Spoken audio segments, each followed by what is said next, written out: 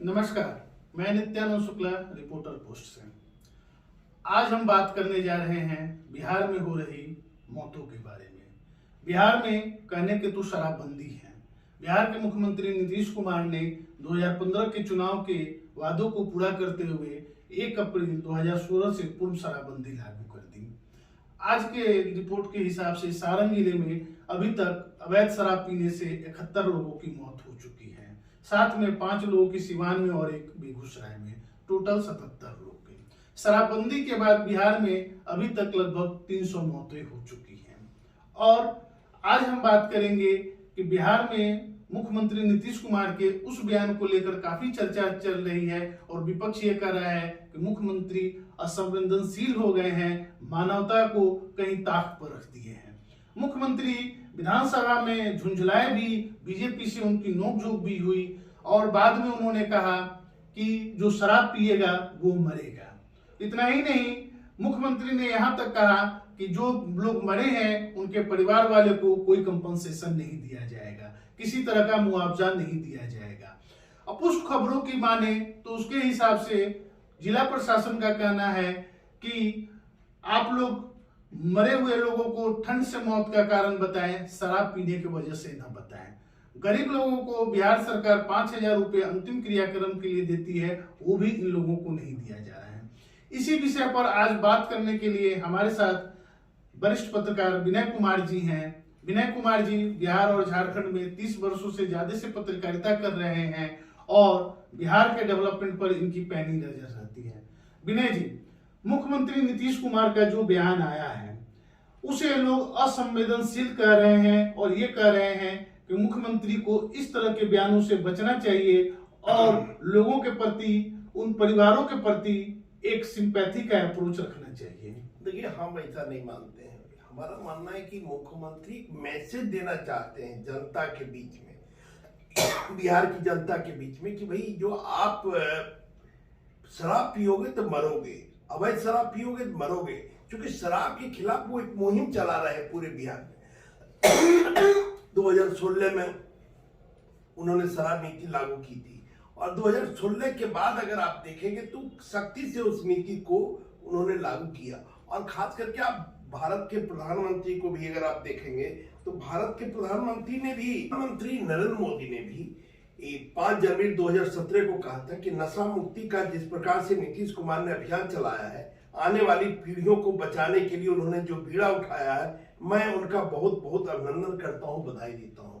देखिए, बहुत ये कोई इंसिडेंस कह सकते हैं कि प्रधानमंत्री भी जिस राज्य से आते हैं उस राज्य में शराबबंदी लागू है। गांधी जी का राज्य है गुजरात, तो वहां शराबबंदी लागू है। हालांकि वहां कुछ रिलैक्सेशन भी है, लेकिन उसी का दूसरा पार्ट है नीतीश कुमार जो बिहार में लागू इन्होंने किया है।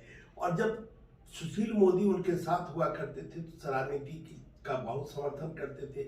मुख्यमंत्री रहे बहुत लंबे समय तक सुशील मोदी। लेकिन सुशील मोदी का एक बयान पिछले दिनों आया है राज्यसभा में, क्योंकि अभी राज्यसभा के सदस्य सुशील मोदी, उन्होंने कहा कि हमने साथ दिया, आज भी हम साथ हैं और शराबबंदी के पक्ष में। लेकिन इस तरह की शराबबंदी जिसमें लाखों लोगों को जेल जाना पड़े और पूरा राज्य पुलिस राज्य में बदल जाए, उसकी समीक्षा तो मुख्यमंत्री को करनी चाहिए थी। बात उन्होंने सही कहा कि भाई आज क्या है कि 1 अप्रैल 2016 से जब ये नीति लागू हुई थी तो 5 लाख से ज्यादा केसेस दर्ज किए गए हैं। और आपको आश्चर्य होगा जान के कि 2022 में ही 1,40,000 केस दर्ज हुआ है शराब को लेके। तो इतनी बड़ी संख्या में केसेस हो रहे हैं, दर्ज हो रहे हैं। 6.5 लाख से ज्यादा लोग गिरफ्तार किए गए इस मामले में। 1.5 करोड़ लीटर से ज्यादा शराब जब्त किए गए हैं और 80,000 से ज्यादा अवैध वाहन जब्त किए गए। तो ये बहुत बड़ा ये एक रैकेट भी चल रहा है बिहार में अवैध शराब को लेके। और इसमें क्या है कि कमाई का जरिया भी कुछ लोगों ने बना लिया है, क्योंकि इसमें बहुत अवैध पैसा आ रहा है। जो अभी अवैध दारू आप कह रहे हैं 20 रुपये, मैंने अगर किसी बोतल की कीमत 100 रुपया है तो 200 रुपया 300 रुपये, वो माना जो होम डिलीवरी की बात हो रही है। तो इस धंधे में कुछ युवतियों को लगाया जा रहा है, कुछ बच्चों को लगाया जा रहा है, कुछ गरीब लोगों को लगाया जा रहा है और एक पैरेलल इकोनॉमी खड़ा करने की भी बात चल रही। तो मुख्यमंत्री इसको तोड़ना चाहते हैं, मुख्यमंत्री एक मैसेज देना चाहते हैं समाज में कि भाई इस तरह गलत काम करोगे। मुख्यमंत्री का इंटेंशन क्लियर है। हाँ, आपने जो कहा कि मुआवजा मिलना चाहिए, तो हम भी इस पक्ष में हैं, क्योंकि जिनकी पत्नियां अभी जीवित है और जिनके पति मर गए, जिनके बच्चे अभी जीवित है, उनका कोई दोष नहीं है इसमें। जो पिया वो मरा चला गया, लेकिन जो परिवार बचा है उस परिवार को मुआवजा मिलना चाहिए, इसके हम भी पक्ष हैं। क्योंकि उनका, आप वेलफेयर स्टेट की बात करते हैं, वेलफेयर स्टेट में क्या है कि सबों का जवाबदेही सरकार के ऊपर होती है। तो जो बच्चे रह गए हैं, जो महिलाएं रह गई विधवा, उनके परवरिश के लिए, उनको जीवन यापन बेहतर हो, इसके लिए सरकार को कुछ प्रबंध करना चाहिए। इससे समाज में एक मैसेज जाएगा। लेकिन वो जो बात कर रहे हैं वो गलत नहीं है, मुख्यमंत्री सही कह रहे हैं कि भाई पियोगे तो मरोगे। विनय जी, वो आपका ये कहना है कि मुख्यमंत्री एक मैसेज देना चाह रहे हैं, ठीक है। बिहार में शराबबंदी लगभग अगले साल 7 साल हो जाएगी, 6.5 साल से ऊपर हो चुका है शराबबंदी का। 6.5 साल में आपने कोई इस तरह का मैकेनिज्म नहीं ढूंढ पाए, क्योंकि 6.5 साल से नीतीश कुमार ही बिहार में शासन में है, कोई दूसरा मुख्यमंत्री बना भी नहीं है। आप अपना सिस्टम नहीं दुरुस्त कर पाए और लोग उसके विक्टिम हो रहे हैं। तो आप अपनी कमियों को छुपाने के लिए आप इस तरह का संवेदनहीन बयान देकर क्या आप निकल सकते हैं? देखिए, कोई भी सरकार चाहती है कि कानून व्यवस्था की स्थिति बेहतर हो, कोई भी सरकार चाहती है कि हत्या की घटना न हो, कोई भी सरकार चाहती है कि चोरी डकैती की घटना बावजूद समाज में हो रहा है। अब दुनिया भर में देख लीजिए, कहीं हत्या की घटना नहीं रुकती है, कहीं चोरी डकैती नहीं रुकती है। तो इस तरह का जो माहौल है, कुछ लोग समाज में इस तरह के लोग हैं जो किसी भी तरह से अमन चैन नहीं होने देना चाहते। तो जो लोग अमन चैन नहीं होना देना चाहते, तो वैसे लोगों को मुख्यमंत्री मैसेज देते हैं। और जन जागृति जब तक लोगों में नहीं है, जैसे देखिए कानून बना, दहेज के खिलाफ कानून बना, दहेज नहीं लेना चाहिए, लेकिन तभी लोग दहेज ले रहे हैं। तो अब अगर समाज इसके लिए, एक मुख्यमंत्री या एक सरकार कुछ नहीं कर सकता है अगर जब तक समाज इसके लिए नहीं सुधरे, समाज में जब तक चेतना नहीं आएगी, समाज को ये लगेगा। मेरा इस पर एक ये कहना है कि मुख्यमंत्री जब बीफ बैन और बीफ खाने की बात आती है तो वहां पर तो पर्सनल चॉइस की बात आती है, लेकिन जब शराब पीने की बात आती है तो मुख्यमंत्री की अपने चलने की बात आ जाती है। दूसरी बात आई है कि बात आई थी कि महिलाओं का, कि महिलाओं ने कहा था कि आप शराबबंदी करिए, इसलिए कि हमारे हस्बैंड जो है दारू पीते हैं, घर का पैसा बर्बाद करते हैं।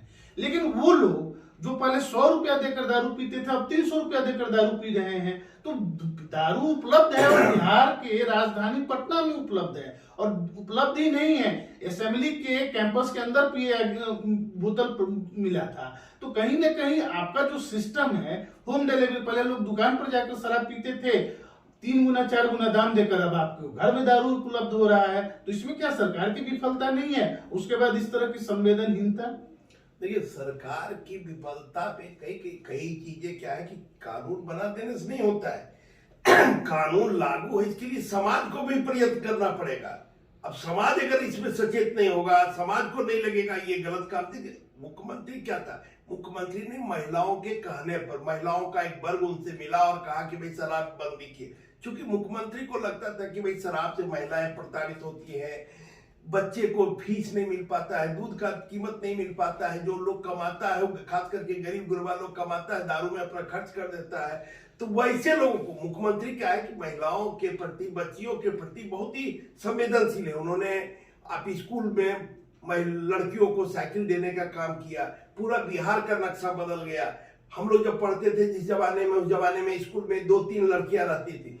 आज आप स्कूल चले जाइए, लड़की काफी संख्या में पढ़ने आती है। तो लड़कियों के पढ़ने की जो बात है, देखिए लड़कियां तो जब वो 2005 में आए थे, उन्होंने साइकिल योजना का शुरुआत किया था और उस समय में से ही लड़कियां, और शराबबंदी हुई है 2015 में। तो 2005 से 15 के बीच में ही लड़कियों का स्कूल में अटेंडेंस बढ़ा था, वो अपनी जगह पर है। बात यहाँ है शराबबंदी में बता रहा हूँ, क्या शराबबंदी का जो बोल रहे हैं कि बिहार में खुशहाली आएगी, 10,000 करोड़ रुपए का इससे नुकसान हो रहा है। और वो नुकसान सरकार के पास नहीं जाकर शराब माफियाओं के पास जा रहा है। अगर जो शराब माफिया के पास नहीं जाता तो एक बात होती कि 10,000 करोड़ रुपया बिहार के लोगों का बच रहा है, लेकिन ये 10,000 करोड़ रुपया सरकार के पास नहीं जाकर शराब माफियाओं के पास जा रहा है। देखिए, दो चीजें हैं। मुख्यमंत्री, अगर आप 2010 का चुनाव भी अगर आप देखेंगे बिहार में, जिसमें सबसे ज्यादा एनडीए को बहुमत मिला था, नीतीश कुमार को 116 सीट मिला था अपने बलबूते पर।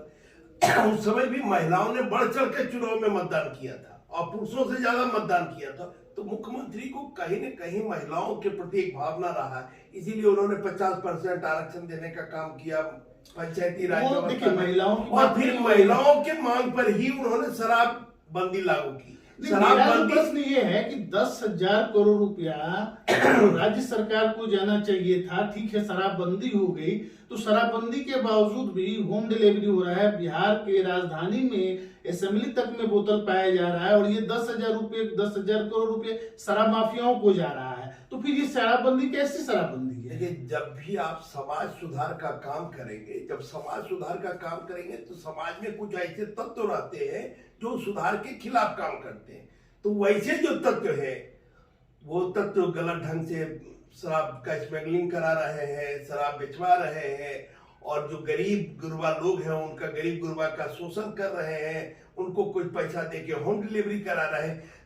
तो ऐसे तत्वों को हमारा जो समाज है, बिहार का समाज है, उसको सचेत होना पड़ेगा, उसको जागरूक होना पड़ेगा, महिलाओं को जागरूक होना पड़ेगा, पुरुषों को जागरूक होना पड़ेगा, और वैसे जो लोग हो चिन्हित करके उनको सजा दिलाने का काम करना पड़ेगा। ठीक है, आप समाज में जागरूकता की बात कर रहे हैं, लेकिन एक बात बताइए, जो एक्साइज डिपार्टमेंट बिहार सरकार का डाटा है कि लगभग 680 कर्मचारी और 180 पुलिसकर्मी को सस्पेंड किया गया है शराबबंदी को उल्लंघन को लेकर।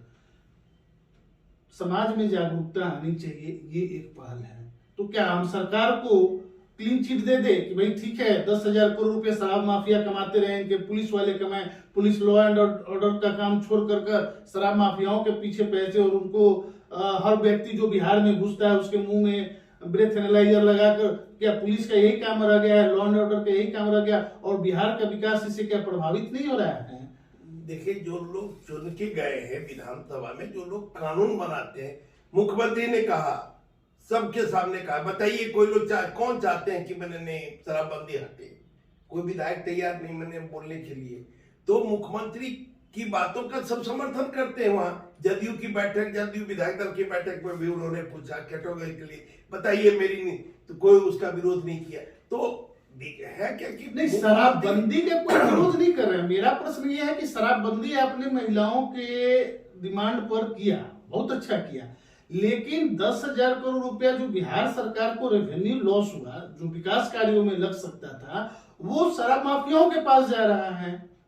नहीं, तो उसके लिए तो पुलिस केस हो रहा है, मुकदमा हो रहा है, लोगों को ये जाना नहीं रहा है, ये नहीं रहा है, इसलिए नहीं रुक रहा है कि कभी दुनिया में अगर आप देखिएगा कानून व्यवस्था स्थिति कितना आप सुधारना चाहिए, पूरी दुनिया का आप देखिए, अमेरिका में, इंग्लैंड में, जो भी उन्नत देश है, विकसित देश है, हम लोग विकासशील देश है भारत, और जो विकसित देश है वहां भी, अपने भारत में देखिए जो विकसित राज्य जिसको आप कहते हैं गुजरात में, वहां भी क्राइम की घटना होती रुक नहीं। तो ऐसे लोग समाज में कुछ लोग हैं, लेकिन जो आपका क्या हम लोग आपका जो पॉइंट है कि भाई मुआवजा मिलना चाहिए, तो हम इसके पक्षधर हैं कि उनके जो लोग मरे हैं उनके बच्चियों का कोई दोष नहीं, उनके बच्चों का कोई दोष नहीं, उनकी पत्नियों का कोई दोष नहीं।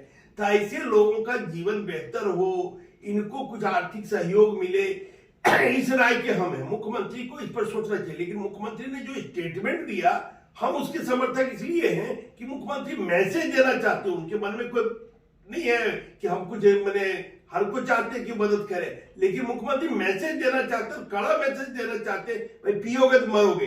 तो उससे क्या है कि जो समाज में जो आपके दोस्त है, मुहिम है, इष्ट है, मित्र है, वो भी आपको समझाने का काम करेंगे, भाई नहीं पियो, अवैध शराब, नकली शराब मत पियो, शराब पीना ठीक नहीं है। तो उसको समझाएंगे तो एक बेहतर समाज का निर्माण होगा, ये उनका अपना विचार है।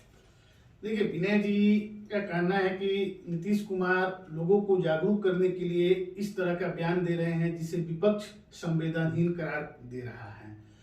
अब बिहार के लोगों को निर्णय लेना है कि मुख्यमंत्री नीतीश कुमार शराबबंदी को सही ढंग से लागू करने में सफल हो रहे हैं या विफल हो रहे हैं, और लोगों के मरने पर उनकी इस तरह का जो बयान आ रहे हैं उसे लोग किस ढंग से लेते हैं, वो संवेदनहीनता की कैटेगरी में लेते हैं या मुख्यमंत्री के बयान को दूसरे रूप में देते हैं। आप लोग देखते रहे रिपोर्टर पोस्ट। बहुत बहुत धन्यवाद।